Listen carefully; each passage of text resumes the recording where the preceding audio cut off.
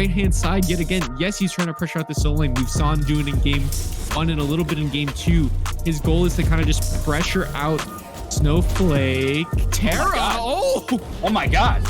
Oh my god! Brian Codex out here soloing Alfredo, the support, taking down the ADC. That's gotta be a clip that we throw somewhere, man. That is absolutely bonkers. Alfredo not feel the global ult, but she's here despite that. And we might see Apollo able to come as well. He does the final basic as Kairos tries to finish it off with the dash, but Fuzzy Clay did this, but regardless, it will be a Primal Fury going the way of Fuzzy and the Wuzzies, and now over 10,000 gold up before 20 minutes into the game, and it wants to be even more. Warden trying to chase out Kairos. It will be some peel, but Fuzzy joining in on the ultimate, gonna force out the ultimate from Kairos as well, and he might just get away, but it forces him to dash into a rough spot. Raijin dashes as well, trying to get damage from the Taiko Drums, who gets taken out before he can get more than one shot off, but Alfredo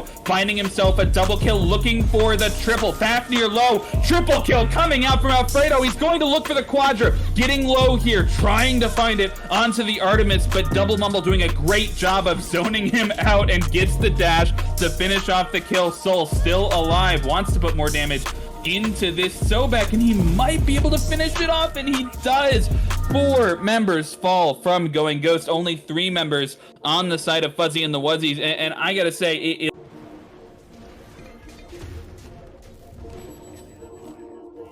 That's all of their ults? Yeah. oh. Huge! Oh my god! Huge. Yeah. Oh, Let's bro. go! My goodness.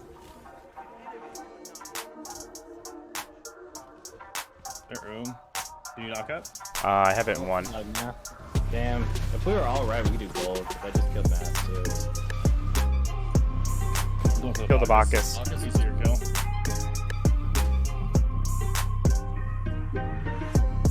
Coming over. Nice job. He jumped? Yeah, Nope. he jumped around me. Yeah, we don't have anyone else coming. He's gone. We can leave and go. Good shit. Oh, just supports carrying games.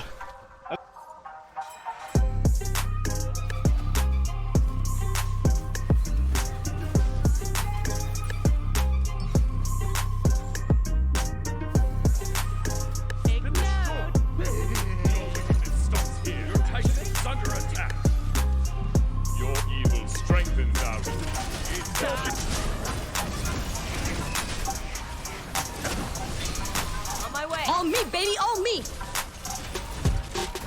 You really thought you could contain this amount of God-given talent? It's already too late to run, just give me the penta! You can thank me later? Nah, you can thank me now. Somebody's gonna end up calling the police if this cyberbullying... And I think that'll be it for the team fight. They're gonna try and back away and get away with their lives here after all said and done. That was a very tentatively played fight, but it's not over yet! What are you doing there? What are you doing there, Rack Attack? I'm glad you said it, because I was thinking the exact same thing. It's object permanence. Hey. That kill, but now it's the Gold Fury started up again. It's being pulled, it's being leashed. Ragnarok is used, pulling him further away. And Alien Nation going to pick it up. All members of Dismay instead put their attention onto Demise, and the Gold Fury became free. For the other team, still not there, rolling forward. They want to guarantee the fall to get the trade. They do. Weezer's found a second kill of this fight. Radical finds the third one onto Vibe, and it's all onto Blizzato to try and get away with this time. Doesn't have his crystals available yet, and Weezer gets a double kill in the end. That's an overall 4 for 1, and it looks like the Gold Fury as well. Massive turn for Alien Nation taking that team fight, and we...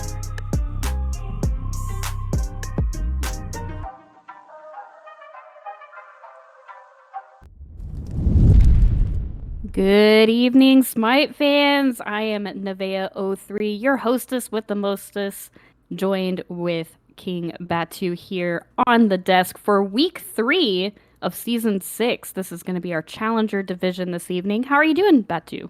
Doing pretty well. Excited to watch some Smite. I know this is kind of our higher end, which are always some fun games to see kind of some of those high execution picks come through. Absolutely. I was kind of curious here. It's been a minute. It's been a minute since I've been on here, and it's been a minute since I've been on the cast with you. And unfortunately, we didn't get to do the camera twins thing tonight, but we got our pictures. We're looking at each other on the cast anyway. It works out all the same. Hey, the fact that we're both here after how many weeks of trying, which for those that don't know how this cast has been trying to happen, or this desk for like a month and a half, so we're just happy to be here and got a good Smite game. Hopefully it'll break down for you guys too. Absolutely. Now, with the bonus balance that just went through this past week, right before this set occurred, do you think we're going to see any significant changes to the hotly contested picks and bans, mostly like your attack speed, stim gods like Artemis or Izanami? I think the bow build's still in there. It just means you have to go Silver Branch a little bit later in the build, so it doesn't change up a whole lot. I do think it gives the potential for that old kind of some of these crit attack speed builds or the old, Devo's crit to come back in. So maybe seeing a little bit of that. But other than that, I think a lot of the changes were already phased out just by people being prepared for the bonus patch. So I think we might see a little bit what you've seen not only this week, but a little bit of last week games as well, kind of continue over into this one. Absolutely. And then also, again, with the significant nerfs to a few of the more popular gods and goddesses, such as Morgan Le Fay, do we see that still being an issue for Pixar bans? Yeah, I think there's a lot of mages. I think that's where the real contention is going to be. I mean, you got Morgan Le Fay, Persephone's back, Tiamat, Raiden's been making a big appearance, as well as, Giannis here and there has had some huge plays. So there's just so many mages here. It really kind of lets you try to get that niche one or two through and try to play. And we have so many warriors still that are dominating the meta as well. So I think that's where going to be a lot of these picks and bans are going to kind of revolve around. All right. Well, like I said at the top of this, we're in the Challenger division. This is 3 DOS versus Mafia Vice. And we're going to see what these picks and bans look like for game number 1. Yeah, it should be interesting for some of the picks. Sorry to cut you off there, because I do know that some of these players know each other, so we might see some spicier picks and bans coming through. And as I say, that's starting right off with the Thanatos. Definitely give you in that first lot, just because where we're at, a little bit of chance to kind of throw away a pick or two, just to allow kind of what you want to first pick away. But got to be careful with that. Don't want to do a 2-for-1 trade, let the other side get 2 strong picks for the one you're trying for. It looks like on the side of Mafia Vice, we are getting rid of that Tiamat, and then the Odin on the side of 3DOS. Artio seeing a ban on the side of Mafia Vice. We've been seeing a little bit of Artio coming back. What are your thoughts on the Artio ban? Oh, she's just so strong right now, especially because she has enough healing in her kit to where she can really force you to build anti-heal just by herself. She's got the Vamp Shroud that she can build into, as well as that Blood-soaked late game to where she's sustaining based on the health she has with solo lane and even sometimes support, where you can just have those big builds. And just the 2 different heals she has in her kit means that you can turn a fight, which as scrappy as it can be in these jungle fights, so powerful. The Persephone ban away, I really like this one. Does leave open, Gilgamesh, Morgan Le Fay, Yamoja, as well as no Hunter really banned other than this Artemis, so I might looking towards like the Izanami, that Rama, some of those picks that we've seen a lot of. Yes, I never thought I'd see it again for a while here, seeing the Artemis being banned and picked up pretty frequently as of late, even with the nerfs to the bow build, as Morgan Le Fay is the first locked in on the side of 3 DOS. Yeah, very strong mid laner. Doesn't have a whole lot of mobility, so one of the things she really needs to be careful about is getting caught, which if this Emoji does get locked in, it would be a really strong counter pick there, and the Cerberus hovered as well. Now that's 2 picks I really like here from Mafia Vice. Give some good lockdown on this Morgan Le Fay. Those walls can kind of keep her in a specific area. Cerberus to kind of counter some of these heals. I love this so far on just kind of diving this Morgan Le Fay. You might get that first strong mage, but we're ready for it. Just love seeing the emoji, even in spite of some of those nerfs that she's seen as well, with Cerberus, as you said, being locked in as well, and the Rama being hovered. Ymir hard locked in on 3DOS. Yeah, Ymir, a good strong support. Does take a little bit of that positioning just because he also doesn't have that mobility, but those walls can come in very clutch, especially around this emoji. Able to have one of the few real counters to those Riptides is just being able to wall her off. That mobility she has really can get hampered there, as well as just if you pick any sort of immobile character, it very much can force you into a Phantom, even not always against the best Ymir, so it doesn't take a whole lot to force that relic choice. And when you've got a Rama who can hit through your own walls, through the Emoji walls, and a Morgan Le Fay that can do a lot of range damage, they have a strong top 3 here. So many walls in the duo lane. You could build a whole house with them, I guess. As Giannis is being picked on the side of Mafia Vice. We did talk about seeing a lot of Giannis in spite of some of the nerfs that have been happening over the past few weeks. Giannis with the global presence and just being able to outpour a lot of damage, get in and out, and bring team with him if he needs it.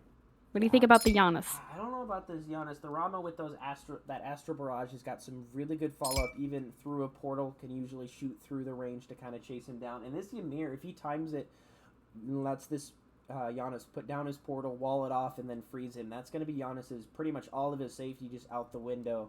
Both of these supports, as I'm assuming the Emoji will be in that dual lane, Cerberus over in that solo lane, does mean that both these supports are going to have some really good pick and counter potential into the opposing mid laners.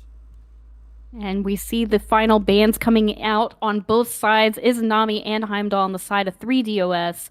And there's your Gilgamesh and Osiris bans on Mafia Vice.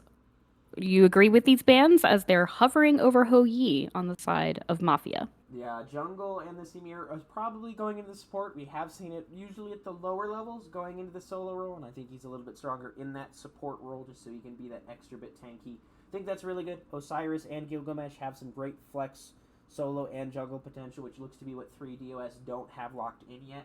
So really able to target both those out, and just 2 strong picks. Gilgamesh with that Winds of Samash, good zone control. This Osiris, just the early game pressure he can allow. Don't know about this Ho Yi pick. I know it's kind of a niche pick where people are able to play it pretty well. It does have that leap to get over the Ymir wall and have that ult drop to be kind of have a no play zone with this Emoja, but I don't know if I like it. Just with the builds, kind of doesn't really favor him. Usually favors around those kind of Transcendence, the crit builds, so which we've been seeing a little bit more of, but I think Rama in this dual lane is going to have a bit of pressure if this Ymir helps. I feel like I'm going to agree with you on the Rama over the Ho Yi, as Serket and Yorm are both being hovered on the side of 3DOS. Yeah, Yorm, such a strong solo laner right now. Seen a little bit with the Gilded Arrow. Gives him that extra bit of basic attack damage, with which his kind of breath basic attack does a lot of damage and gives him a lot of early pressure. And then of course there's Serket, one of the few hybrid junglers that we've seen of the assassins, able to build Pridwin, build very tanky, have that anti-heal in the kit, grab somebody, get some good combo and set up for the team. I really do like this 3DOS Esports lineup, but it really is going to revolve around making sure this Morgan Le Fay and or this Rama don't get picked, because outside of that, they don't have a ton of damage. Serket's got a decent bit, Yorm can, but outside their ults, they can get very squishy, and utility kind of does drop quite heavily. They also do have a lot of single target damage on their team, so it could definitely make or break their team comp depending on how this game goes, as Camazotz is the final pick on the side of Mafia Vice. Yeah, nice safe pick here. Does interesting into the Serket specifically, as it looks like that Serket is going to be in the jungle here, unless we see something crazy like Ymir jungle Serket support. I don't think that's going to happen though. Just with those pools that you like to heal. Does have the leap to deal with the Ymir walls, and does have some good chase down on this Morgan Le Fay. Doesn't allow to lifesteal and that bat out of hell being outside of combat. But again, I think these picks really for Mafia Vice that I see are really going to revolve about getting this Morgan Le Fay, forcing out this Rama, and then fighting as a team using that mobility, those walls, and that dive. Whereas 3DOS, if they can get a pick first, they pretty much should have a pretty easy game. Which one do you think is going to take game 1? I think Mafia Vice has the easier comp to execute, but I think if 3DOS Esports executes early, they should be able to win this first game. Well, we don't have to wait too much longer as we tune in with the Voiceless One and Akira on the cast. Thank you very much, Nevea and King Batu. This is the Voiceless One here, coming at you live with another exceptional cast of the 3DOS Esports versus Mafia Vice here in the upper divisions of the Albion Giants League. And joining me today is Akira. We're hyped. We're ready. How you doing out there, buddy? Pretty good. How about yourself, my friend? I'm doing great. I got Smite to watch, and I am ready to watch it. I'm going to analyze the heck out of this stuff. Yeah. Definitely. So I do think that the Ho Yi pick is not necessarily terrible into this meta where you do see crit coming out every now and then. His passive does proc against that. Getting some early aggression over here in the solo lane, but I don't think there's much kill potential. I thought the Camazot's pick was interesting into the Circuit just because Circuit applies that anti-heal 100% so easily onto Camazot's. So interesting to see how those two will interact. Though I do think Camazot's does provide that dive that Mafia Vice's draft was sort of lacking. Now, if you have Emir, Circuit, and Jormungandr, that's a lot of disruption, a lot of defense against the dive, protecting the Rama and the Morgan Le Fay. So the Camazotz is able to die for free with that ult. We'll see if it works out for him. And that Jormungandr not picking up the Gilded Arrow that we do sometimes see him take for extra basic attack damage, instead going to build straight into Pridwin to start out. So a little bit different, but also not different, as the Gilded Arrow is something that's a little bit new. Starting to see this is going back just a little bit older of a build. But yeah, I definitely agree with you. I think a lot of these team fights are going to come down to whether or not the dive from Mafia Vice can overcome the peel from 3DOS Esports. And that's just, I think that's really just going to be the question that gets asked here, is can the Rama and the Morgan Le Fay get enough peel to make themselves useful in these team fights, or will Mafia Vice take them out too quickly? Yeah, definitely. That is the question that will be answered in this game. You're right. Interesting to see that Fighters match start off of Jormungandr. Also interesting to see the Mannequin start from Circuit. Cerberus getting a little low here. Yeah, he's going to get... It honestly looks like Cerberus is kind of getting bullied out of this lane by the Jormungandr early on to create... Ooh. The beads have to be used here, and it doesn't matter as the gank coming in from Camazotz will take down the Jormungandr. But without the help of that jungler, it was very clear that the Jormungandr was winning that lane. He already has a level lead over, well, I guess no longer, but had a level lead over the top of the Cerberus, who's also playing in the solo lane. So I think laning potential just falling a little bit in favor of the Jormungandr there. But the gank comes in, evens things out. That's the support you need from your jungler right there. Good team play coming out from Mafia Vice. Yeah, definitely. The willingness to gank the solo lane. There was a time when you just left the solo laners alone, and I do think that it's opened up the jungler's option a lot more in the current season. And on top of that, a little bit of a misplay there means that the beads will be down on the Jormungandr for another couple of minutes. So it is a possibility that we'll see some more action over there in the solo lane. Definitely going to be just a little bit vulnerable. Early kill does fall the way of Mafia Vice, but gold, pretty even. Notwithstanding that first blood bonus, it's still pretty even. We're still in the early stage of the game. Ooh, Blink gank coming in here as the Circuit looks for a kill. And the Morgan Le Fay, or sorry, not the Morgan Le Fay, the Giannis. Morgan Le Fay will be the one chasing, but Giannis will make it out through the portal underneath the safety of his own tower. No kill going the way just yet, but they will force him out of lane. So gank getting some free farm, getting a little bit of results there for 3DOS Esports. Ult for ult, heads up play from the Giannis, not using the beads, so Peaceful Mind retains beads for the next engagement, meaning that Giannis would be already one of the safer characters in the game, will remain safe for the next engagement. Pressure going the way of Mafia Vice. Ooh, the wall comes up. Ho Yi forced to jump back over it, but there is a gank coming in. You can see the Circuit moving in from off screen. The leap comes in. The freeze is good. Looking for a kill. The beads are used to cleanse, get out safely, and it looks like there's just enough peel that the Umoja will make it out safely underneath their own tower. And now the Camazotz is here to help back up against the counter gank, but everyone walked away. No deaths just yet. I'd still chalk that up as a win for 3DOS, or 3DOS, not sure how they prefer to pronounce it, but getting the beads out of the Umoja, again, allows you to put pressure on the Umoja since the Umoja doesn't have any built-in CC immunity. I mean, I'm a 90s kid, Akira, so DOS says DOS to me, because I grew up playing DOS games, you know, Warcraft and stuff like that way back in the day. So. I actually didn't even think of that. I was thinking about it as a play on DDoS. Oh, yeah. So until someone tells me otherwise, I'll be pronouncing it 3DOS, because I like that. Reminds me of my good old childhood days. Yeah, I'd ask you to make the dial-up modem sound, but I think we want to retain some viewers. No, no one wants to hear that. I can do it, but nobody wants to hear that. Yeah, things just continuing to progress as normal. Pretty quiet 5 minutes here.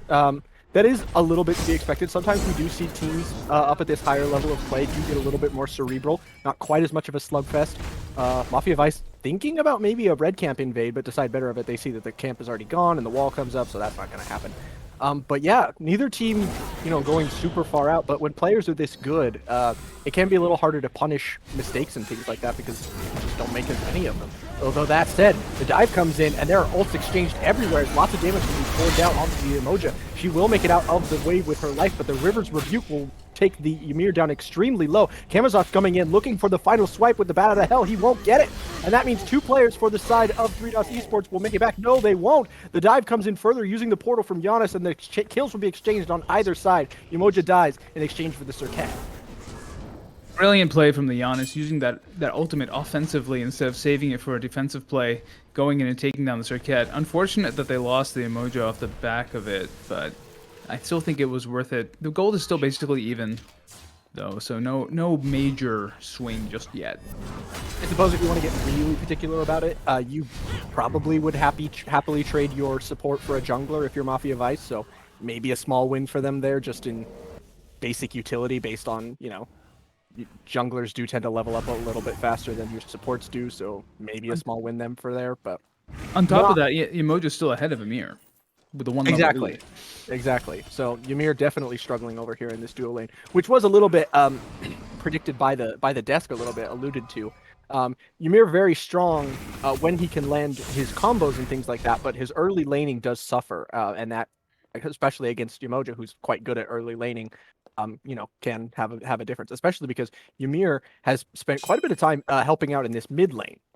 Which is good. That's kind of what we tend to see. A lot of support players do kind of rotate over to the mid lane at about 5 to 7 minutes or so. But it does mean he's not getting as much farm as he otherwise would, because he's kind of got he's doing some jungling, he's doing some rotating, he's not getting quite as much farm as he otherwise would. On top of that, the lack of the mobility from the Ymir means that when the Emoji puts the walls up, Ymir has to commit all the way. So look out to see if Ymir gets caught in a bad position because of that. Harpy is going to be taken here by Mafia Vice as they considered another red camp invade. It's the second time they've thought about it, but 3DOS Esports just a little bit too quick for them and managed to snack that away before anybody can do anything else. As we have a second to breathe here, I want to take down and look at a little bit of these builds. Both of the junglers actually almost with near identical builds. Looks like the Surcat falling a little bit behind the Kamazots as he has built 2 levels into his second item, and the Surcat has not built anything. She's on 1 item and her starter only. As the big Rivers Review comes in here, that's going to lock in the poor, unfortunate Morgan Le Fay. She'll be chunked down a little bit here and taken down in the middle of that Rivers Rebuke. Now is a counter kill coming out onto the Giannis. The Yarmingonder is using his ult trying to find what he can get, but unfortunately the Rama will go down as well. And so two go down for 3DOS Esports in exchange for 1 of Mafia Vice. A little unfortunate for the Giannis, one of the safer escapes in the game, as I was saying earlier, but that portal does telegraph where you're going into the waiting arms of Surcat. And had good pressure from Mafia Vice on that. The Kamazot's coming into gank, turning that sort of even split into a win.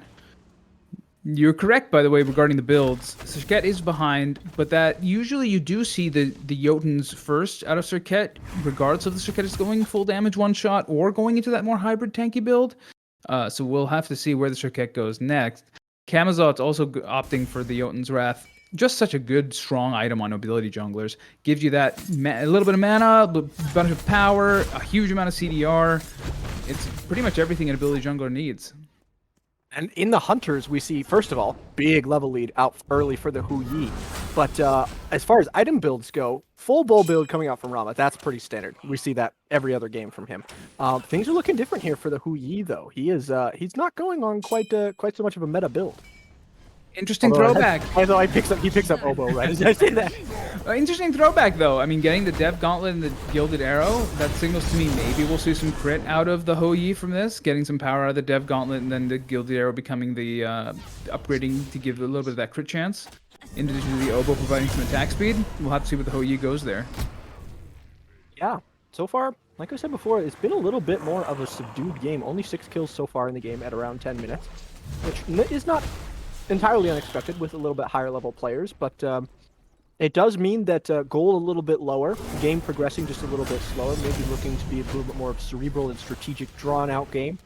We'll just have to see how it plays out as it ends up going through here. Most of In fact, all of the players for Mafia Vice are at least on par or ahead in terms of experience. So they are ahead in terms of early lead here, as well as being about 1,000 gold up. Yeah, Mafia Vice was able to open up a little bit of a lead here, meaning that this Gold Fury the fight may be starting up sooner rather than later. Ult comes in from Ho Yi as opposed to the Bat Out of Hell coming in as well. So 2 ults actually burned from Mafia Vice and not really getting anything for them as 3DOS Esports, I think, come away in that little scuffle a little bit ahead, although the Ymir is actually very low, so I don't know if they want to scrap just yet. No, they don't necessarily want to scrap just yet, but those 2 ults being expended, as you said, does open up an opportunity here for 3DOS to fight back in, especially now that the Giannis ult is down as well. We'll see if 3DOS does opt to go back in, especially with those Rama snipes for the steal. I guess they may not have gotten a kill with those ults, but they did put enough damage onto the Ymir that it makes them feel unsafe in contesting this Gold Fury. So that means Mafia Vice will pick up a kill using the jump in there, as well as probably going to get this Gold Fury for free. So even though, yeah, there it goes. So even though kills not gained from those 2 ultimates, they put enough damage to make 3DOS Esports afraid to fight. And that gets them a Gold Fury and a kill for free. So my mistake. Big results coming out of those 2 early ultimates there, even though it was a little bit of a delayed gratification. Well, you know what they say. If it's stupid and it works, it's still stupid and you got lucky.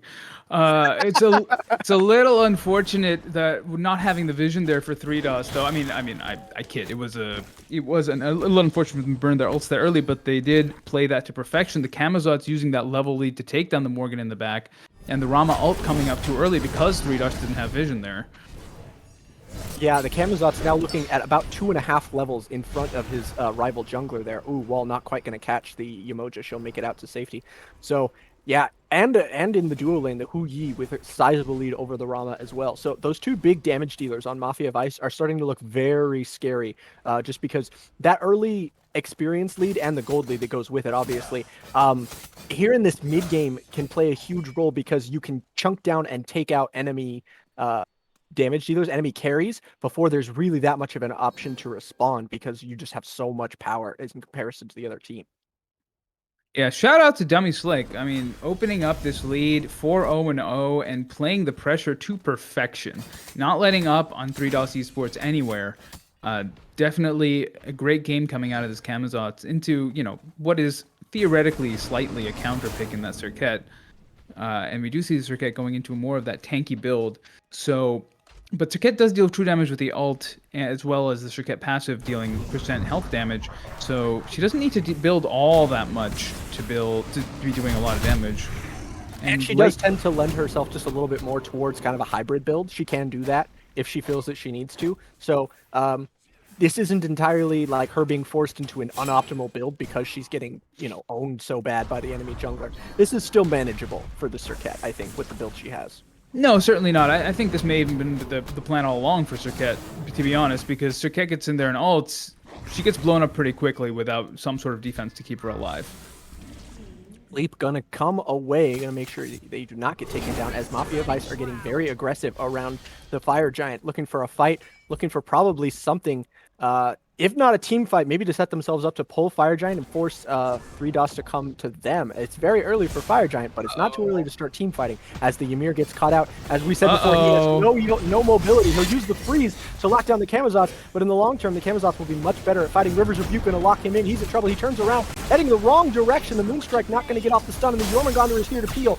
The ult to lay down some damage. He's still alive incredibly, but the Bat Out of Hell will finish him off. Actually, it's the Giannis who finally takes down the Ymir, who stayed alive for an incredible amount of time, but still went down, putting 3DOS Esports down another kill and down a player as a team fight has broken out here in the mid lane. They're looking like they want to take this tier 1 tower. Yeah, not only the tier 1 tower, a little bit unfortunate position from the Ymir, but we do see even the Jormungandr's low and may go down in the back here if Dummy Slick is able to hit it. Peaceful Mind is taking that kill, though. Dummy Slick will get punished for jumping so hard into the back lane in between the 2 towers, though. They'll get a counter kill onto the jungler, and him being higher level than almost everybody else means he'll be down for longer, and it's a little bit more painful for him to be out of the game. We do see basically that interaction that you expected of Circuit versus Camazotz. The ult coming out. I'm sorry, Rama Snipes coming up. Not quite going to land anything there. Probably just looking to put on a little bit more damage. Maybe finish off that very low Cerberus who was looking to back. Not quite going to get it though. So we've got a 4 versus 4 back here in the mid lane once again, or it will be once this the Cirquette rotates over from doing her speed camp. So that means it's a roughly even game. Nobody out of position entirely yet, but Mafia Vice with a little bit more decisive play will immediately take Pyromancer because I think they realize that 3DOS Esports are a little bit out of position. I think that's the right call. There's not much that 3DOS can do here, just the Emir. And if the Emir's not careful, he's going to get... Brotherman is going to get picked up again, and picked again in this position. Yeah, he's all by his lonesome. He's tanky, but he's not that tanky. And it looks like there's a little bit of aggression onto him, but they will fall back. Yeah, Dummy Slick going in there without the ult, having already used it earlier in the fight, was just a little bit of a lack of respect, or maybe a little bit of tunnel vision to get that Jormungandr, which ultimately the kill went onto the Giannis anyway. So, slight misplay, slightly over-eager and too willing to commit. But, as you said, it's not like 3DOS, or it's not like they blew the lead entirely. Mafia Vice is still in a pretty comfortable lead in both levels and gold, though the level gap in the jungle has definitely been cut. Level gap's been cut. Gold gap has been cut as well. So even though that fight was pretty messy, it kind of favors 3DOS a little bit. Oh, caught out of position is this Umoja. She will get blown up. You should not be there all by yourself. I think she was there to set a ward down around the Oni Fury, but went in without her team and got punished. Did the Informant going to grab the Ymir and yank him in? He loses a big chunk of health, but in the back lane, getting torn to pieces is the Giannis. He's going to go very low, but they're going to turn their attention over towards the Camazotz. He's running extremely low. In fact, everybody from Mafia Vice on death's doorstep using the 9 moons or 9 suns, whatever the Hou-Yi ultimate is called, trying to create some space, takes down the Camazotz, and eventually everybody will get pushed away, and this will mean that 3DOS Esports are going to take this Oni Fury here in the mid lane. As it looks like the Jormungandr, he's just here to zone. There's nothing that this Hou-Yi can do. He just gets bullied out of the way by a level 15 Jormungandr. So the Oni Fury goes the way of 3DOS Esports. And they come away ahead in that fight. Gold lead now just under, or just over 1,000 thereabouts. So they're bringing it back in a big way. Yeah, certainly. I mean, that's the nature of Smite. Once a team has a lead, they do have to be very careful not to make mistakes like that. The emoji getting picked, one of the very strongest team fighting tools, and then 3DOS not willing to give up, they're going to go for the gold fairy. It means that Mafia Vice has to fight there at a disadvantage, which means that they have to fight 5v4 without the benefit of the Umoja's power, meaning that they do end up losing the fight and the Oni Fury, now putting pressure onto all 3 lanes. Notwithstanding that Giannis is still 2 levels over the Morgan Le Fay. He'll get frozen, but he'll use his portals to get himself out to safety. Rama Snipe's going to look for the damage to finish him off. Not quite going to find it.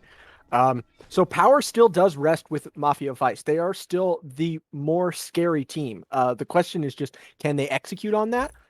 Positioning maybe keeping them from getting exactly the sort of team fights they want. Oh, the blink in! The Cirquette will find the Giannis, and that is so painful. He's down for almost 50 seconds because he's level 16, so high in the game. They'll get a red camp invade as well and seek to put pressure onto this Umoja, who's not really in any position to stop this invade from happening. And I was actually just about to comment on that. Respect to the Giannis for that aggressive positioning, but it did cost him his beads, meaning that against the Cirquette, you're going down if she gets on you, and she did. And that puts Mafia Vice playing a little bit too loose here. Oh, bad out of hell. He'll be all right. I didn't know what was up. I was just saying, Mafia Vice playing a little bit too fast and loose here. They're giving up their lead, and they're giving up the pressure a little bit, meaning that 3DOS does start to take the opportunity to take these towers and maybe able to translate them into objectives on the map. I mean, these towers are... Oh, that's so sad! Oh, no! The saddest thing you ever seen. You can't get in from the outside, man! That's like that. That's that meme of Jordan Peterson or whatever, where he's like, "Let me in, let me in." Well, on the gates. I hate to correct you too much, but that's Eric Andre, who is basically Eric Andre. Oh my goodness, I'm so exact opposite of Jordan Peterson. Yeah, I don't know what I was thinking. I got so messed up. Nobody heard that. We're not going to talk about it, chat. We're not going to pretend that just happened. Legalized ranch. You do see a little bit of the power of that Jotun's Pridwin, in addition to the tankiness and hybridity it gives the Cirquette, is that you get very early into, what's this? The Cirquette's now at 50% CDR? Okay, I was about to say good that Cirquette was already at 40, but now Cirquette's at 50. Interesting choice. But the Camazotz sitting on 20. Maybe if the Camazotz had 40, the leap would have been up in time to escape the Jormungandr at the wall? Who knows? But it is Mafia Vice is doing a good job of farming the map here. Despite a few misplays and a few lost team fights here and the kills being even, they do still maintain that gold lead. So it is still a 50-50 anyone's game. Yeah, after 20 minutes in, it could easily go either way here. Both supports at level 12, slap boxing around the Fire Giant. It looks like this is where the next fight's going to set up. This is around the time we generally see teams start to prioritize Fire Giant, and this is where I imagine we're going to see the next big team fight come out over this neutral objective here. Ooh, Stygian and Torment going to pull the Ymir in, but nobody else really able to follow up because of an excellent wall placement already done by the Ymir. So very well played, keeps himself alive, and the Sunder Burned trying to get him down only takes away about 40% of his health, so he'll be just fine, and gets a relic down on the side of Mafia Vice. So that is nice to see. Just in terms of secure potential, Rama's ult is still up, but Giannis's ult is down. So 3DOS does have a window here if they can force the issue a little bit without getting picked themselves. Jormungandr is in the backline, just wrecking havoc on the backline. They can't put down the damage they'd like to. Even as the River's Rebuke locks everybody in, there's no follow-up damage because the Jormungandr is doing as he pleases in the backline. Huge ult coming through. That's an immediate death onto the Cerberus, but it's answered back by one on the Ymir. The Rama is on death's doorstep, but the Hoyi goes down first. Rama finally goes down. It's an exchange on the Hunters. There's 3 remaining for either side, and it looks like the Battle of Hell looking to secure a kill onto Morgan Le Fay. He'll get it. He's going to get one more onto the Cirquette. He's going to ult and get hurt. Will the poison tick damage be enough? It will! Oh! Damage takes him down. Giannis on death's door. The poison tick damage again. That's 2. Almost post-mortem for Moose, but he gets away onto that Cirquette and will get the kills he needs back in the fountain. It's just the Emoji remaining here. There's not nearly enough people alive to take Fire Giant, but 3DOS Esports comes away ahead in that fight. Gold lead almost in their favor. It's as near as makes no difference even at this point. But they will get their players back faster, so maybe with some decisive movement, can get themselves in position to start pulling Fire Giant first. Seems unlikely that they'd be able to do it just off of the timing, but I don't know, maybe it's possible. But definitely that is the power of the Cirquette. Despite going basically, tanky hybrid after that Jotuns, turns off the healing on the Camazotz. That means Camazotz is not going to make it out, because Camazotz doesn't have Aegis. Nope, no Aegis on Camazotz. Camazotz dies, spreads the poison to his buddy. Unfortunately, the Giannis also goes down for it, and because of the tankiness, Cirquette actually gets out. Yeah, so not thinking that necessarily the 3DOS Esports can get the Fire Giant for free here, just wondering if they had the opportunity to pull first, try and force Mafia Vice into a team fight they're not entirely set up for, but actually both teams spreading back out, wanting to take buff camps, maybe go back to doing a little bit of that farming right now. All towers in the tier 1 towers on the side of Mafia Vice are down. So that is contributing to the evening out of the gold lead here for 3DOS Esports. If they can get any of those tier 2 towers, it will be even better, as those are worth 1,500 gold apiece. So they can even launch themselves into the head. In fact, they're 300 gold in the head. For the first time in the game, I think 3DOS Esports is gained the gold and XP lead. And certainly the momentum is shifting. I see what you mean about the objectives. Correct, good call from you. They do take the Pyromancer, and now the fight is going on around the Gold Fury. Brother Man a little bit out of position here, locked in. Uh-oh, he's got caught in the River's Rebuke. He gets taken very low, but he'll manage to walk away because Dummy Slick is the target of everyone's aggression. Him and the Giannis go down. Holy cow, this team fight looked good for Mafia Vice going in, but it turned around on them in a big way. Now the chase is on. The Jormungandr are going to look for the knockout. He'll find it. They're extremely low. The Emoji goes down. The Cirquette's going to take down the Hoyi. Is this a deicide in the making? It looks like it because the Cerberus is down too. Oh, look away, everybody. It's filthy. Don't let your children see this. Line Ant going huge in that fight. The Camazotz went down before. I didn't even see the Camazotz go down. Moose with good follow-up and chase alongside Free Dunk on the Jormungandr. And 3DOS Esports has not only flipped the script, they've blown this game wide open, taking a 3K lead off of that one little lead they took. They're now in complete control. And 6K up in XP. That puts everybody in a very commanding position. Though XP does tend to matter a little bit less as players start to hit 20. That will mean less and less as the game goes on. But in the very short term, that makes them scary. And the very short term is when they're looking to fight because they want this Fire Giant. They're either going to take it or they're going to make Mafia Vice fight into them.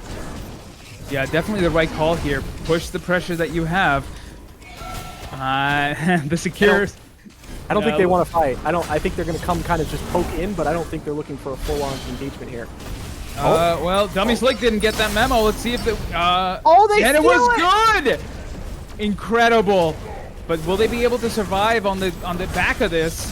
It doesn't look great for the Emoja. The Fire Giant's not worth that much if everybody immediately dies afterwards, and that might be what we get here. The Emoja goes down first. The Camazotz is extremely low. The snipes will not be good to connect with him. The ult from Ho Yi trying to find kills. There's a couple players on the side of 3DOS Esports that are very low and need to get out. The Cerberus is chasing.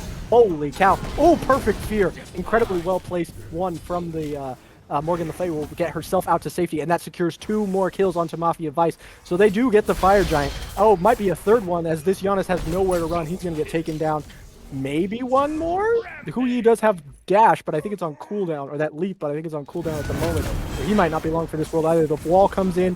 Oh, that's another deicide. So, yeah, you get the Fire Giant, but that is not worth at all. Well, at least Killjoy did manage to kill Brother Man's Joy in that fight.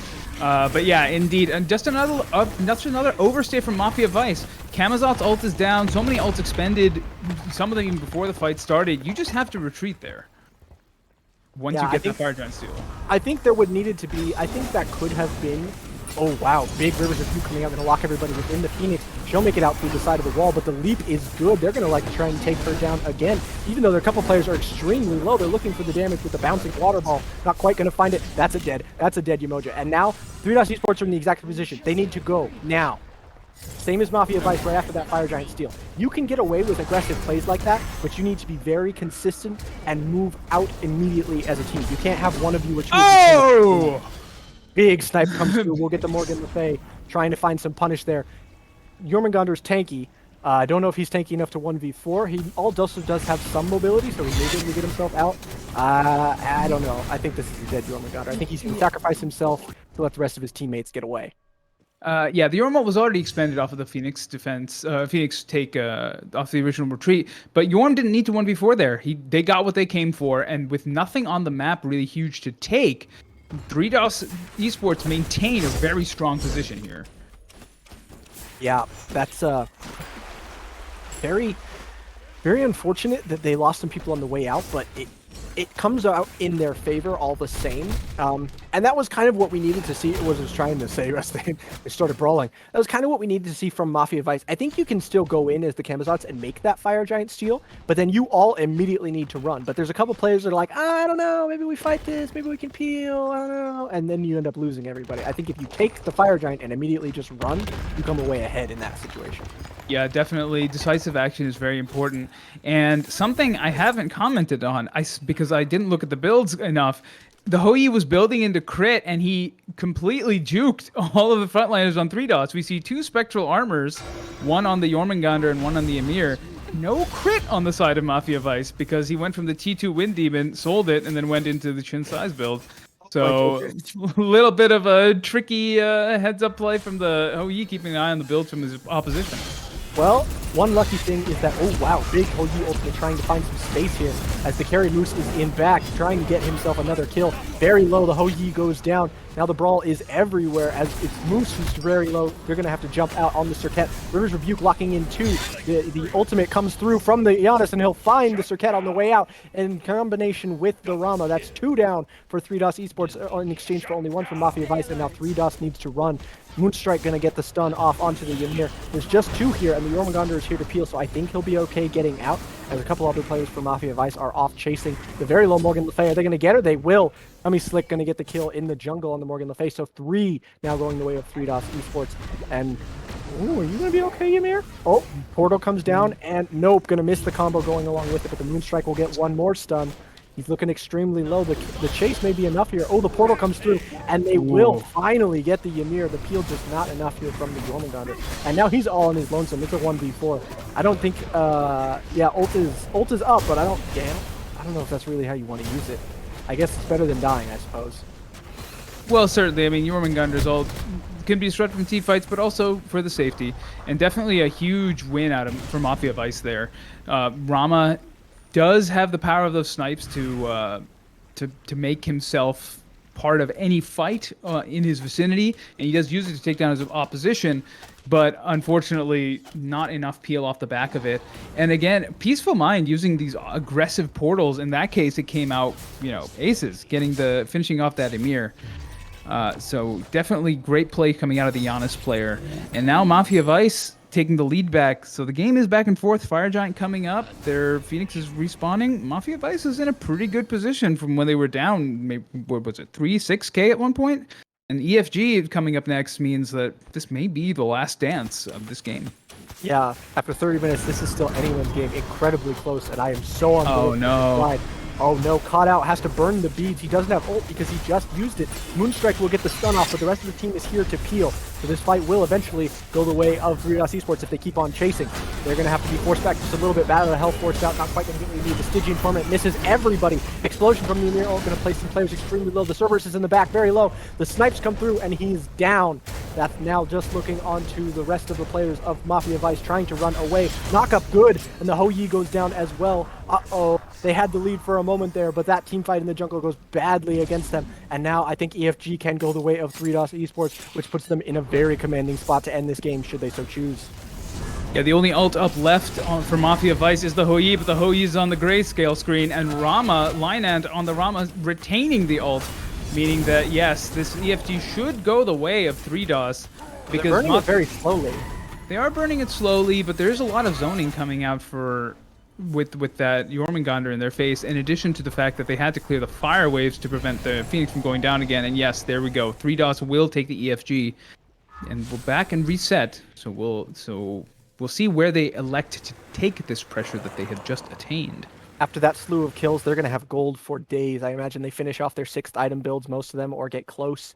And then they end up going the way of probably maybe mid lane, maybe right side, just push that wave in, use that EFG to take down some birds. If things go well in the team fight, they can end here as well. But there's still hope for Mafia Vice. They need a spectacular Phoenix defense. It's doable, but it's going to be tough. They do have to be on the same page with this Phoenix defense, but they do have the tools to make it work. Definitely the River's Rebuke can slow things down. Cerberus's Stygian Torment can slow things down. And depending on how long 3DOS takes to get to that Phoenix defense stage, there may not be that much time left on the EFG buff. So we will see how long it takes 3DOS to push up, as they do opt to go for the Primal Fury first. I question that just a little bit. I mean, I suppose it gets you some value, but I feel like when you have EFG, you want every second of that power to your advantage, and I don't know if Primal Fury is exactly what I would use that power on. But I tend to agree. I mean, in general, I prefer teams to dot I's and cross T's, but I think in that case, the patience does, as you said, work against them, since you're not going to, unless you're planning on backing here, which they're not, you're not going to get much value out of the Primal Fury. They will look to siege down this tier 2 tower. Look like a split push as the Serket's doing the same. So they're going to take down both tier 2 towers very quickly. Probably group up as 5 or maybe split push as a 4-1 and probably try and take down these Phoenixes, maybe in the mid and left side here, as all the waves are in their favor. You can see the blue dots. All the minions are pushed very far up, which is a big help for 3DOS Esports in this siege. It actually looks like they're going to go between a mid and right side siege here. Definitely. Interesting decision, but it does take into account that the right side Phoenix is permanently weakened since it did go down before. So I don't hate this call from 3DOS, though I do think that, and they do have plenty of time left on the Fire Giant for now, but I do think that if they get a little too patient, they may end up wasting this opportunity. So hopefully they'll be able to push up and, hopefully for them, I should say, they'll be able to push up and start something sooner rather than later. Yeah, I definitely agree with you. I think there's a time for patience and there's a time for action, and when you are all level 20, these minion waves mean next to nothing to any of you. You don't need to push them up. They're nice to have, but you don't really need them. Look at how tanky that Ymir is. He can stand under the Phoenix all day long. It's time to fight. Into the and they back. agree. They're going in. River's Rebuke going to come out and lock in the Ymir and the Jormungandr. The ult comes out for the Jormungandr, looking to get the knock up. The Phoenix down to about 30% health as everybody pushes in. They may get the Phoenix and just back away here. Big ultimate coming up from the Ho Yi forces people back.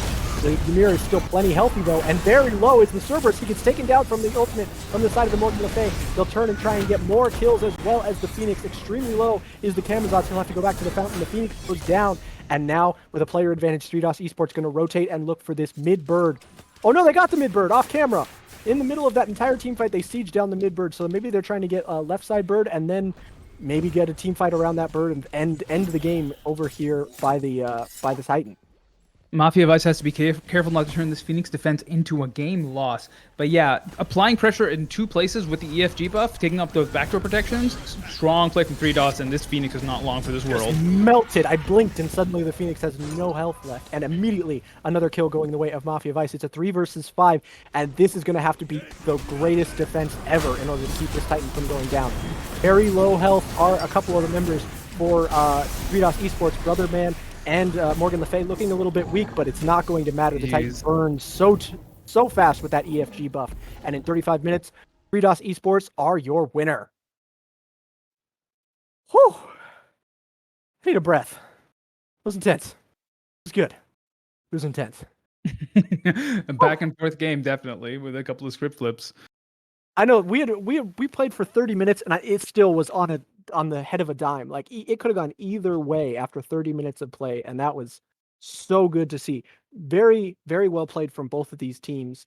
Really salute both teams in their play. Peaceful Mind using those portals to incredible utility. Incredible Camazot's play coming out from Dummy Slick as well. So yeah, both teams playing very well. Just later stages of the game, just following the way of 3DOS Esports, and they come away with the victory there. Yeah, and something else to note is that Jormungandr's kill participation, 24 out of the 27 kills affected by the Jormungandr, that ult doing work, despite the fact that there were 2 Spectrum Armors against no crit. That's true. Jormungandr, I noticed several different team fights in which he just peeled his life out for his squishier teammates. So Free Dunk playing the support player, or mid lane / support hybrid, whatever you call that, the way that it needs to be played. Very well played to both teams. We're going to throw it to a quick break as we get set for game 2 in this best of 3 series. Don't go anywhere, everybody.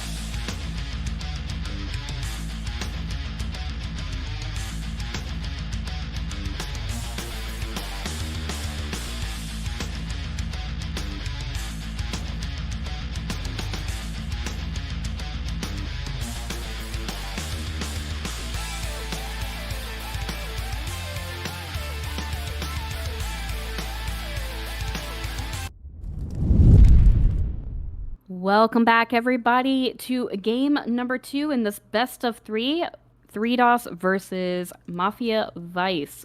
Batu, what did you think of game 1? That was a roller coaster of emotions. Yeah, it was really back and forth. Kind of frustrating, I'm sure, for Mafia Vice, as they were winning that game for the good portion of it, but when those team fights came, their dive just wasn't quite getting the same sort of they weren't able to live as long, ain't able to get the same amount of damage, and just at the end it meant that they were going to get picked off by the kind of pick comp 3DOS have with that peel, and then they just ended up sitting there not able to get the Yorm and that all untargetable. So definitely can feel that frustration, but all in all, not a bad game. Both sides were in it for the full 30 minutes, and definitely interesting to see how that's going to change picks and bans here for game 2. This set, it was Welcome to the Jungle. They had fun in games with the Circuit and the Camazotz. It was just everything was happening in that jungle. Do you think that what happened in game number 1 is going to greatly impact our bans for game number 2? I think it could. I think a lot of it just goes to the style. Like, Jormungandr was, I think 10k damage above the next closest person, so that he wasn't picked into the second phase. So I think we might see maybe a later ban of that, not necessarily a pick you want to pick right off the bat. We do see that the only real change here from the bans is that Cerberus was banned, was getting some decent dive, not quite as much as Jormungandr, but I can definitely see 3DOS's frustration was continually getting relics, out positioning both the kind of immobile backline of the Morgan and the Rama. Yes, and again, we are seeing that RDO being banned out as well. We did discuss a little bit about the reasoning behind that at the start of game number 1, as Mafia Vice is locking in that Artemis that was quickly banned in game number 1. We get to see Artemis being played in game number 2. Yeah, a lot of picks left open. They do get the Artemis, even a more immobile hunter here than what they had as far as the, I guess they had the Ho Yi, so I'll stop my talking there, but a good pick there. Top one with that bow build, one of the best gems in the game. Just that slow mobility as well, but because of some of these more targeted bans, that Cerberus and the Thanatos specifically, and just the sheer number of picks we have, Persephone and the Emojin taken away by 3DOS, the Persephone, which was banned away, I believe, in place of where the Cerberus was. So a lot of good picks here, but there's still, Raijin's still open. You've still got that Giannis that had some pretty good alts in that game that can make a comeback here for Mafia Vice, as well as Circuit might be picked up, Osiris, Gilgamesh we haven't seen picked or banned at all here either. Yes, I now that you mentioned that, I'm just now looking, and yeah, it's still available, but they decide that they are more interested in locking in this Athena and hovering that Raijin, which we discussed earlier, Raijin being a very good pick for the mid lane. Yeah, before this Raijin even looked on, I already love this just duo from Mafia Vice. That taunt, you already have the guaranteed follow-up, able to put that trap down underneath. If they don't have beads, they pretty much are just dead, no matter the role. And then you throw this Raijin on top who has such good burst damage to follow up that taunt as well with that, not only that Taiko drums, but that 1-2 combo, able to do so much just burst damage so quickly. Again, though, this is kind of focusing on Mafia Vice where they got to get some sort of pick around this Athena taunt, and already they kind of have focus with that, but with this Cupid lock-in, really is going to have to make sure that this Athena doesn't get picked herself. Interesting seeing this Cupid. What are your thoughts on this Cupid? We haven't really seen a lot of Cupid. Well, it's kind of that same feel, I think, as far as the team comps go. 3DOS is very much playing that just team fight self-peel with the Emoji ult, the Persephone ult, now the Cupid ult thrown in there as well. Means that they're going to have so much just space control. And on the other side, Raijin, who loves to dive in aggressively. Artemis likes to be in the thick of things. That Tusky on to get those huge team fights. And of course, Athena, you dash, you taunt, you blink, you taunt. Always wants to be in your face as well. So it's kind of the same styles from both. But as much as I love Mafia's Vice combo, 3DOS Esports, again, they have so much zone control. And especially in these jungle fights, it's going to be really hard for Mafia unless they get a pick right off the bat. Speaking of jungle fights, we are finally seeing the Camazotz and Fenrir being banned on the side of 3DOS, with the Circuit being banned along with the Osiris on the side of Mafia Vice. I'm shocked there's no Gilgamesh ban. Do you think we're going to see a Gilgamesh be picked up? I don't know. Like, it would be good space control. Not a whole lot of follow-up outside of that, like, drop kick off this Athena taunt. Usually you want someone who's got some good range burst, something like, that Camazotz where he has that Screech and the vampiric bats he can throw, or Tsukiyomi where he's got that ranged one, stuff like that. But Naja locked in. I really am worried for Mafia Vice. If they don't get to control these engagements, they're going to have a cripple field waiting at the bottom for them after this Naja ult. May not be the best immediate follow-up like we like to see with the big mage ult like a Kukulkan or a Poseidon or even sometimes a Giannis, but just the sheer space, they're going to make sure whoever they grab, nobody's going to be able to walk near enough to save them. Game number 1, we had just had a totally different play style on the side of 3DOS, and now we're seeing, like you said, these big space makers on the side of 3DOS as Daji is being hovered and Kukulkan being locked in on the side of Mafia Vice. More so of the same as far as this dive in here. Kukulkan, a little bit better dive, I think, than the Cerberus. Gonna struggle into this Yemoja just like that Cerb struggled into the Ymir, just because you have that Salmon Leap in your regular form, but Rage form, you don't have a whole lot of mobility with that Yemoja. And the Persephone and Cupid, those ults can really force a lot. So, again, a lot of this aggression there as Daji does look to get locked in, which gives them a lot more pick control, a lot of team fight that they can have. But I'm really now a lot of pressure on this Daji to really force out or capitalize off of beads being down, because outside Athena taunt, there's really no good way to get that down, and Athena is going to put herself in some scary positions to try to force that out. Yeah, the Athena taunt. Also, Tusky on Artemis could also help with the burning of the beads. But Kabrakan is the final answer for 3DOS. Yeah, I love this Kabrakan pick, especially into that Artemis. You got 2 stuns, so provided Athena doesn't have those block stacks, you can stop her dash really well. You have those walls that really are going to make Kukulkan, Daji, Athena, Artemis very vulnerable to you if they're not aware of their cooldowns. So this Artemis really doesn't have a whole lot of safety. I mean, you get Kabrakan walled in and a Yemoja ult, that's just a ton of damage that you're going to be stuck with, especially as well because outside of these ultimates, there's really no interrupt for this Kabrakan Tremors that just causes so much disjointedness. Like Daji, can't stop it. Raijin has to dash in to stop it. Kukulkan has to ult to stop it. Athena at taunt really is the only thing that are going to stop these Tremors. Well, I forgot to mention this at the start of game number 1, but I'll mention it here at the start of game number 2. These two teams, they're top 2 seeds in the division. Seed 1, Seed 2. Is this going to bring us to a game number 3, or do you think that 3DOS is going to take the 2-0 today? I think it's going to be, if Mafia Vice, they got to get it snowball rolling early. They got to get some sort of pressure lane that they can play through, whether they play through this Artemis, get her ahead, try to get this Raijin fed in it, or even try to play around this Kukulkan. Kabrakan can be a little dangerous in this laning phase as he finds some pressure with no CC immunity in that kit, which probably means that he's going to be forced to get beads level 1. If this Daji can maybe focus over there, maybe get this Raijin ahead, and they can play through that to push them to the late game where they can control these engagement, I think it's going to be a great, easy win for him. Outside of that, though, I think this is pretty favored for 3DOS Esports. Well, we won't have to wait too much longer. Let's go ahead and send it on over to the Voiceless One and Akira to game number 2, 3DOS versus Mafia Vice. Thank you so much, Nevea and Batu. Here we are. It's game 2, Mafia Vice versus 3DOS. They've flipped sides. Mafia Vice took the first pick and the order side. 3DOS now the Chaos team. We heard what the desk thinks. I want to hear what you think, Akira. Whose comp do you like better as a whole here? I think both comps are strong. You can find sort of holes in each one. Like, for example, the Cupid and the Artemis. Cupid pops ult. Artemis pops slow immunity, just walks away. Huge amount of beads burn coming out from Mafia Vice versus not a lot of inbuilt CC immunity from 3DOS. So those are strong things, but you do have a sort of unique form of lockdown with the Kabrakan, which can be very strong. Plus Yemoja and Persephone, also very strong lockdown, and Naja, the ability to remove someone from the game just for a little bit. I don't think there's, well, hold on, the fight's starting up over here. I don't think there's, but not like kill position. I don't think there's like a huge favor either way, but we just have to see how it plays out. Laning just being won outright by the duo lane of the Chaos Squad over there as they push a couple players for Mafia Vice back underneath their own tower with 2 waves worth now being forced underneath. So they're coming ahead in the very, very early game in a big way at this part. Attempted steal on an XP camp. I think they got it.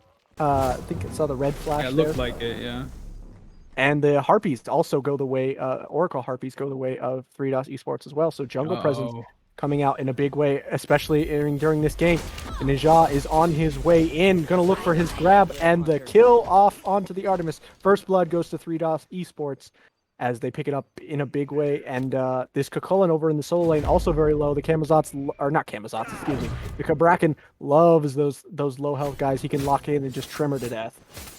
Yeah, definitely. This is not the start that Mafia Vice wants out of this comp. You want to take control with this composition and sort of start burning beads onto 3DOS and then coming back and killing them on the next round. But if you're on the back foot, it's much harder to take advantage of those situations.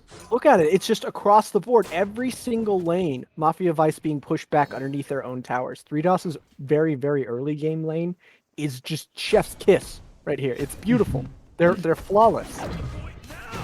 Yeah, they're just bullying in all lanes, and I'm not even sure it's necessarily the picks. It's to some extent it's the execution, just sort of going the way of 3DOS. Though the picks do favor them to some extent as well. Artemis generally considers a more late game hyper carry sort of deal, and Athena's big value is the gold presence with the ult, which obviously isn't up yet.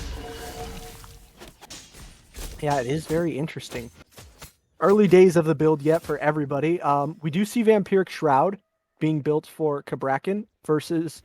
Just as we saw in the last game, the Fighter's Mask. The Fighter's Mask. Yes, thank you. Sorry, I was like, No it's the second level of Pridwin. It's before the big shield. Second level of ranks. But Oh. anyway, good gank coming out from 3DOS there, and the big follow up it puts Mafia in a really bad position. That is another kill going the way of 3DOS Esports as they take down the Dodgy. Unfortunate there as the Kukulkan falls as well. So 3-0 early on for 3DOS Esports here as they're up about 1.5k in gold at only 3 minutes into the game. They are, you said as we first started that Mafia Vice had to get the game under their control in order to lead this game their way, and that is definitely not happening so far. No, certainly not. I mean, they do have ults that work whether or not you're ahead. For example, the Dodgy ult, the Artemis ult, they do what they do whether or not you're ahead. So they're not out of it yet, but this is not a great start for them, especially since the ult, in terms of who has ult, there are more ults on the side of 3DOS already. And as we see from our observer, the Tyrannical Plate Helm being picked up there. What do you think about that? The Cabrakan has been pushing the Kukulkan back, so if Freedunk wants the minions to also push Avery's minions back, I think it's the right call. Plus giving you a little bit of that physical defense, if I'm not mistaken, making the Cabrakan a little bit tankier against the onslaught of the Kukulkan. Yeah, there you go, physical protections and a heap of magical power, along with some CCR. I think it's a good pickup. See on the left side, you do have gank coming in as the Ninja is chasing the Athena around the purple buff, but he's mostly healthy. Back over here in the solo lane, we do see the Cabrakan forcing the Kukulkan extremely low. He's just doing that monkey jump around his own tower, and that's bad for laning as well. For those who may not know, you lose XP and gold if your tower takes down minions instead of you. So you can see that the early farm definitely going the way of Cabrakan there as he's picked up a level lead, despite only having really a couple kills to his name. Yeah, in addition to 2 kills and the deaths from the Kukulkan, definitely putting the Cabrakan in a very strong position. Freedunk also, picking that Cabrakan in the Kukulkan is interesting because the Cabrakan's ult is not technically CC, but it is practically CC, right? And the CC immunity from the Kukulkan doesn't get him out of the walls. The only thing that gets him out of the walls is the leap. So if his push is down, he can't stop the tremors. If he's locked in with the tremors, he takes a lot of damage. Then that's not a great situation for the Kukulkan, especially since he's already fallen behind a little bit. So do you feel like this Kukulkan is, I hate to use this term, but hard countered by the Cabrakan, or do you think, what does, I guess what I really want to ask is, what does the Kukulkan need to do to outplay the disadvantage he might be at against this Cabrakan? I'm not a solo laner, I will admit, so I could be totally wrong, and all the solo laners in the audience are saying that actually Kukulkan is a Cabrakan hard counter. I wouldn't say it's a hard counter. I do think it's somewhat advantageous for the Cabrakan as this fight starts up here. The Persephone all coming down and getting good value. Going up from the Ninja, going to get the aerial kill as the ult from the Dodgy threatening to pull everyone back in, but beads are burned. Nobody gets yanked back into that and stunned. The Dodgy now extremely low, but will find the final slash as he dashes away against the Raijin. So that's 2 kills going the way of Mafia Vice as they look to equalize the score. The dash coming through from the Persephone. She'll make it away from the Artemis as Tusky had picked up a stun, but not the kill. So 3DOS Esports not really getting the better of that fight, but they do walk away with still a 2-kill lead. Definitely the kind of fight that Mafia Vice wants to take there. They do have the advantage of giving... Fields of Love, gonna whiff. Exactly. That's the power of the Artemis slow immunity, right? You just walk right out of the Fields of Love, and the Athena's here now, so this could be a problem for the Cupid. Taunt comes in. I think he's not long for this world. Ooh, good dodge. Juke shoes on, but not enough. But as I was saying, effectively, even though Mafia Vice was down there theoretically, the faster rotation out of the Artemis, in addition to those ults that don't really care about their level, right? Dodgy pulls you no matter what the level is. Tusky stuns you no matter what the level is. So that does bring Mafia Vice back into the game a little bit. Hasn't cut the lead entirely, but showing signs of life. Not out of the game just yet. Absolutely. And actually, Raijin is picking up despite his death earlier. Oh, and potential death once again. Going to use the beads to avoid the grab and the moonstrike, so we will get himself out safely, but that's no beads for the next 2.5 minutes. It's a long time of vulnerability for this Raijin. But what I was going to say is, despite his death earlier, he has actually picked up a lead in the solo lane over the Persephone. And that is the one spot that seems to be going better for Mafia Vice than than 3DOS Esports over here. Ooh, looks like we talked about, locked in with those walls. No Tremor follow-up, maybe on cooldown. There it is. There's the Tremor. After a couple slams with his second ability there. Will not quite get the kill, but will force the Cucullin back as, very low health here. Getting back in and killed is the Cupid, but there's a couple of players here low for Mafia Vice. You're not trapped in here with me. I'm trapped in here with you. Everybody's dead now for the side of 3DOS Esports, though, as a couple low players get out for Mafia Vice, and only the Persephone remains here on this side of the map. She'll make it out underneath her tower, as the Cucullin was left over in solo lane, wasn't able to join that fight. So Mafia Vice catapulting themselves into the lead in terms of kills, lead pretty much even at this point. Yeah, Mafia 3DOS Esports starting up the I'm not trapped in here with you, you're trapped in here with me, but Mafia says, nah, you're actually trapped in here with me. That huge amount of CC coming out, and especially in the early game, these beat timers are so crucial as Persephone takes a lot of damage. I don't think she makes it out. I think with the dash, yep. Ooh. Finally pick up that kill using the dash on the Raijin there. So he has now ballooned his lead up to 2 levels, up to 11 already. And that Persephone's going to spend another 20 seconds in the grayscale before she can come back and start farming again. And just as we saw in the last game, this game is back and forth. Despite an early, strong opening from 3DOS Esports, Mafia Vice has brought it back to parity on gold. They're ahead on levels in general. This game is now back to even. These teams are so evenly matched. I could watch them play all day. Like, it's so good. Yeah, I mean, if they keep playing the way they do, we will be watching them all day. This patient style of Smite, not too much overcommitting. I mean, I don't mean it as an insult. Obviously, it's smart. You have to show respect to an opponent that can play on your level. Absolutely, and big respect being shown from both sides. I think that's why we see these moments of kind of lull in between here. We get a couple teams each going, well, they were really tough in that last fight. Maybe we don't want to brawl again right this instant, because, a team that you don't respect, you're willing to take fights against all day. It's the team that you respect that makes you think twice before you go in. Taunt coming out here, going to yank the Neja back in.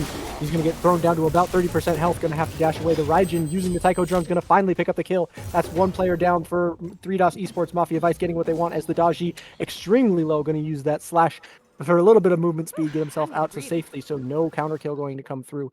8-4 in terms of kills, and gold lead now over to Mafia Vice, as I think we have a pause here. Yeah, a little bit of a pause here. Just going to comment on the Naja ult.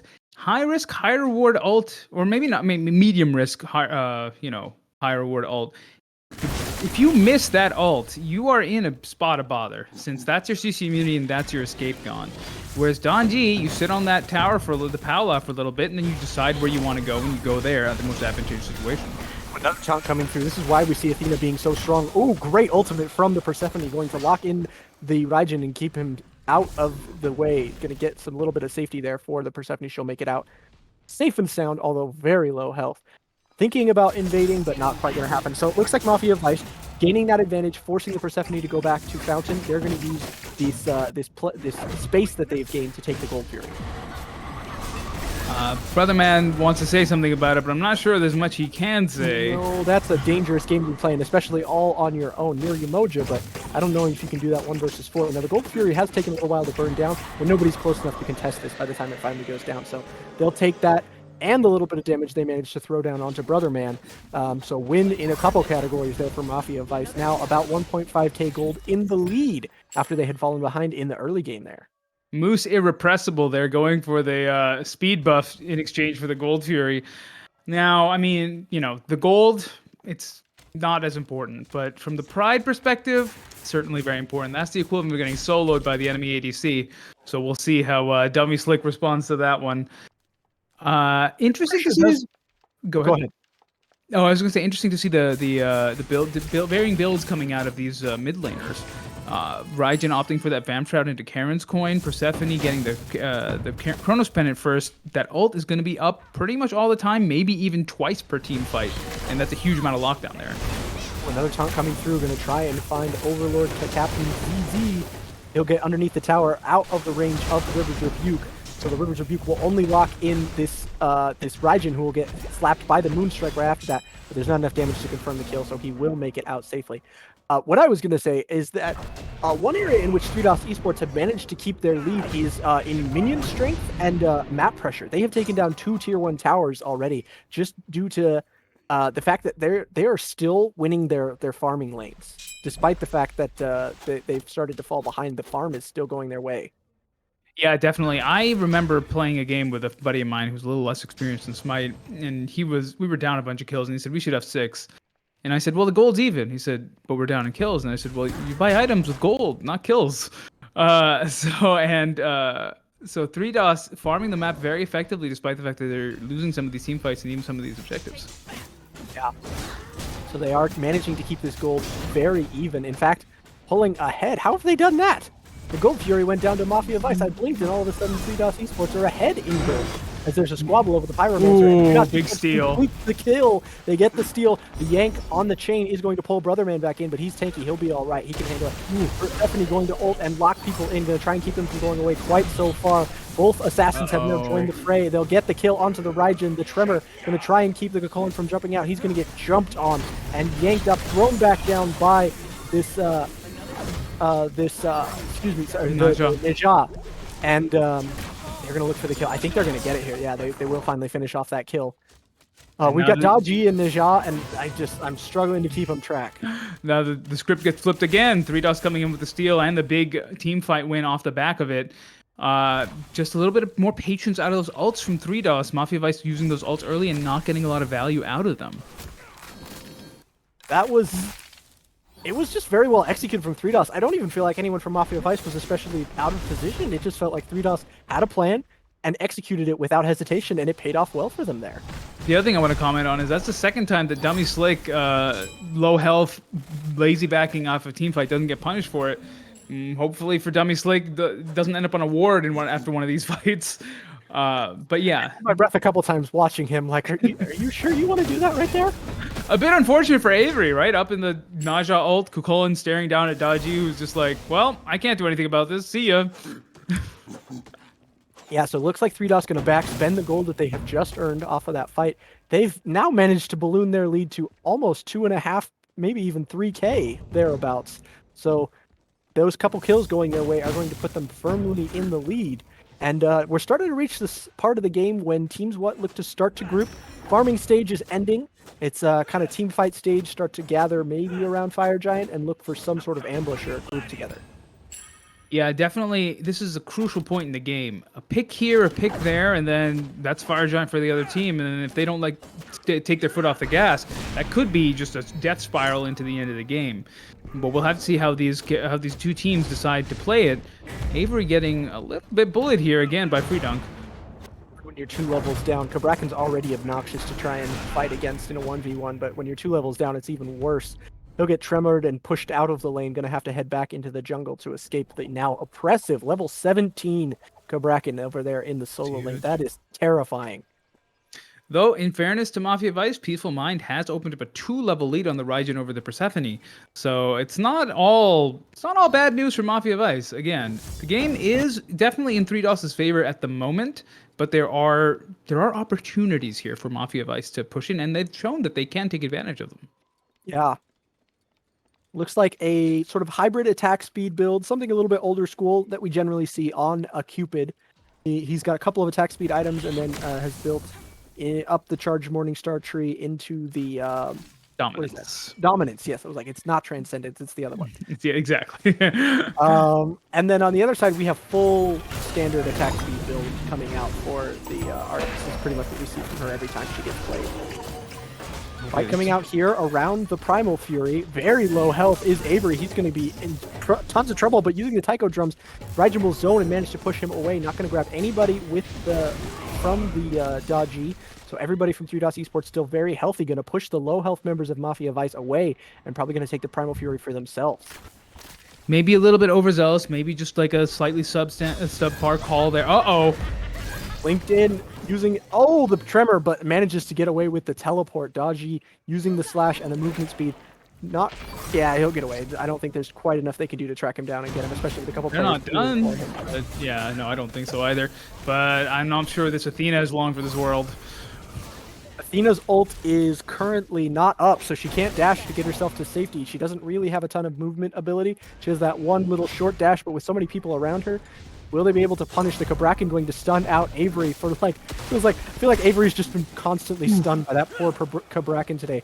And the ult from Persephone going to come in and lock down a couple players, but they will manage to get out with their lives. Push back again, our Mafia Vice. No kills, but that's the second time in 3 minutes that they've all been escaped barely with their lives and been forced back to Fountain. Good on Mafia Vice for getting out there, but I do think that maybe the Kukulin going in alone, even with the Athena ult being channeled on him, it's just not enough into the backline. I think you need Dodgy or someone else with there to follow up on the damage, which is why effectively all that happened from that dive was that Kukulin ended up low, and then 3DOS Esports went ahead and re-engaged, which was the correct call, and they did, they happened not to get any kills, but it was a close thing.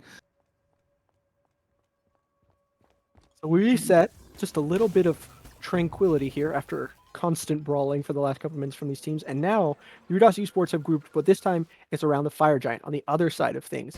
As you can see there at the bottom, wow, no. Hang on. Avery caught out once again, all in his lonesome. He's going to get grouped in. Going back in, I guess he feels like he has enough tankiness with Athena there to heal. Going to use the Tremor, not going to quite get enough. The Pyromancer will go the way of 3DOS Esports, and they'll find the kill onto the Kukulin. The Athena dashes in looking for the taunt. Not going to quite get the kill enough for anything sort of damage that way. And then over on the other side, split pushing is this Artemis. She's going to try and take a tier 1 tower as consolation for both of the frontliners for Mafia Vice going down. I don't think that's necessarily a trade you want to take, but I guess when you're not going to make it over in time for the team fight, you take what you can get. So she'll get a tier 1, maybe a tier 2 tower in exchange for her efforts, but the Fire Giant is now going to go the way of 3DOS Esports. From bad to worse for Mafia Vice there. Oh, well.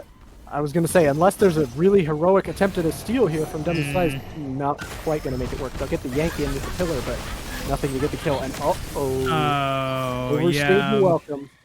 So you are right that the Artemis getting what she can, Killjoy getting those 2 towers, that's not nothing, but in exchange for Fire Giant, Pyromancer, and 3 kills, not a trade you want to take.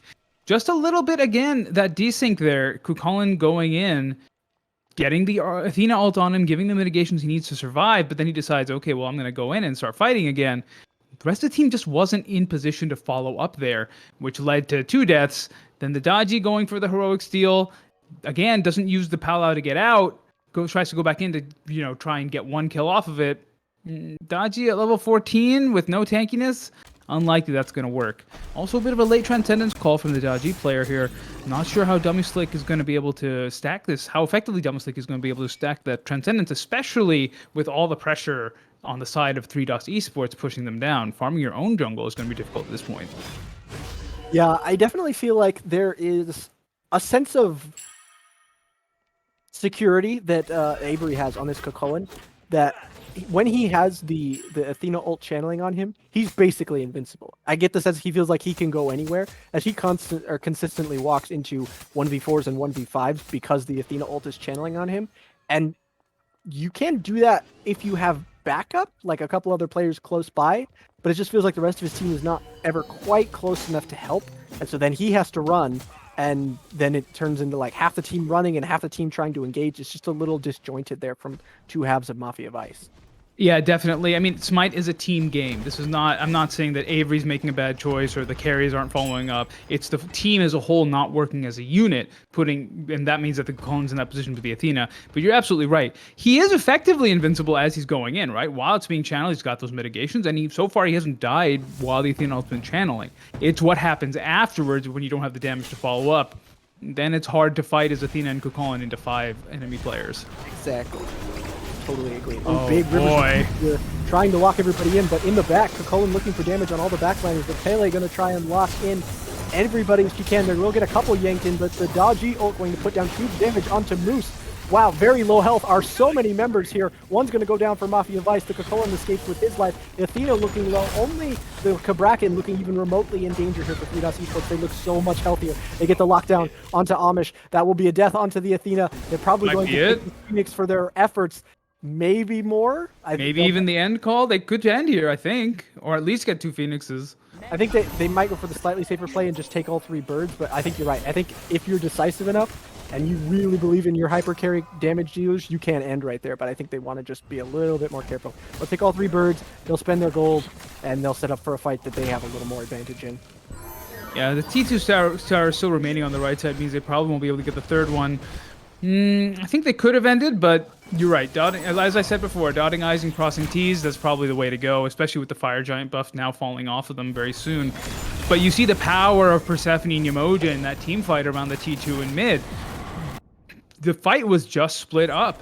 Avery goes in on the Kukulkan, which is what Kukulkan does, but then he can't get back because his backline is now trapped all the way at the back of the T2, and there's Yamoja walls in between him and them. So... unfortunate positioning from Mafia Vice, and 3DOS just takes direct advantage of it. Absolutely. I really like the space that Cap ZZ and Brotherman are able to use their ultimates to gain in the middle of these team fights. It's not necessarily that any one player is being locked in with the Rivers Rebuke or the Persephone ult, and they're getting a kill off of that. It's that they use the ults to create space and kind of reshape the terrain to their advantage, and then they get kills off of that more so than like the stun or the lockdown of the ults themselves. I like it. I like the way it's being played a lot. No, definitely a smart combination with 3DOS here. Reminds me of all things the old StarCraft 2 mothership. I don't know about this positioning, Avery. Before I let me cut off my StarCraft metaphor here. I want to hear this StarCraft thought, but first we got to see what's going to happen here. This looks like a very dead Avery. I think we know what's going to happen. Yeah. And a 1 versus 5. Moose is on a rampage. That's a moose on the loose right there. But yeah, no, I mean, the Yamoja Persephone properly placed is basically the Mothership Vortex, right? Half your army is not in the game right now, which means their full army gets to kill your half army and then fight your other half army. I totally forgot about the Mothership Vortex. I forgot that was even an ability. It's been so long. Oh man, that's great. That's such a throwback for me. Well, 3DOS Esports will get the Pyromancer, and Fire Giant is almost back up, and Avery's down for another 22 seconds. Oh no, you're hero by yourself. You're tanky as Athena, but I don't know if you can tank all 5 of them. She's trying to run. She's running in the wrong direction. The wall goes up. Nope, that's a dead Athena. No. Amish, that is just painful. Maybe a split push here. They might try and take the Phoenix. Nobody's close. There is Free Dunk backing. Couple players backing. The remaining 3 that are staying here are going to take this Fire Giant, and yeah, they will be forced to back away from the Phoenix. So good prioritization of which members need to back and which members need to stay for this Fire Giant. They not only keep their Phoenix alive, they also get the Fire Giant as well.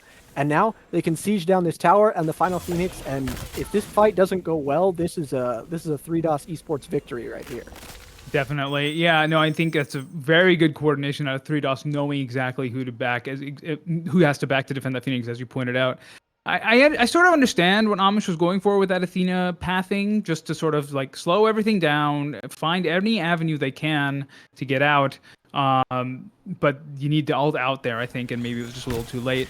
So a little bit surprising here. You don't often see Kabrakan on the top of the player damage charts, but in a commanding position, and 3 out of the top 5 on 3DOS, which makes sense as they are in a bit of a commanding lead here. The closest being the Raijin, the 6-1-1 Peaceful Mind on the side of Mafia Vice. But yeah, Free Dunk is I mean, whether the dunk is free or not, he's dunking.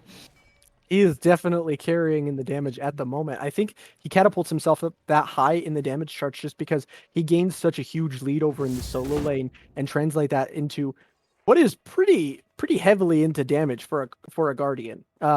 We do see a couple defensive items, but there's a lot of magical power built into that as well. So that helps. When you're as tanky as Cabrakan, you can kind of afford to walk into people and throw down damage at your leisure. Yeah, a lot of hybrid item build there, making that Cabrakan not only a defensive powerhouse as Cabrakan is in general, but also, as you said, pumping out that damage. If we go into the Phoenix fight here. Again from Amish, going to look to try and find a taunt. Not that many going to get some damage off of Rivers Rebuke. Once again, segmenting this fight. The tower going to pull back Free Dunk into the fray, but he will be get out just fine as he is very tanky as that Cabrakan. Oh, caught out all by a split push over here from Limian. He will get away. Wild Moose, not even taking all that much damage, will get the ult off and will even get almost a kill for his efforts. Now the Phoenix probably going to go down. One down in left lane. Amish going down in the middle of everything, trying to stop the minions doing damage to the Titan. This is going from bad to worse. There's now 2 birds, 3 birds down. The Fire Giant buff is on everybody. I think 3DOS can end here if they're decisive about it. There's 31 seconds until Amish is back. All the players are healthy on both sides, so there's a small chance here. Nope, not if you lose your Artemis right that quick. I think this is it. I think this is 3DOS. Yeah, this is it. After an incredibly close set. All respect to Mafia Vice for playing their hearts out, but 3DOS Esports will take it away in 2. Yeah, definitely a more dominant performance out of 3DOS in the second game, but again, still a back and forth game. Mafia Vice definitely had moments where they were back in control and could have taken the game, or could have, definitely were not done by any means. That was incredibly well played from both teams. I think team coordination just not quite gelling quite as well as I think Mafia Vice would like it to in that second game, but they still played extremely well in both games. This is one of those games where the score line does not necessarily reflect how close things were. This is not your average Smite 2-0. This could have gone either way for a very long portion of this match. So big respect to Vice, Mafia Vice, and 3DOS Esports as well for just how well they played right there. Definitely. And to your point about the coordination, you see 45 assists coming out of the winning team there, showing you how much better they were about being grouped and fighting as a unit. But yeah, definitely some great Smite coming out of these two teams. That is going to do it for us today, ladies and gentlemen. We have had an incredible afternoon of Smite. We got to see one of my favorite matches in recent memory. It was a nail biter. It was close. We had a great time. Make sure to come back to Albion Giants League for all of our Smite content, as we have all sorts of great Smite games played weekly. You can come see all of those and jive with us here in the Smite community. We've had a blast today. Thank you for joining us, and we will see you next time.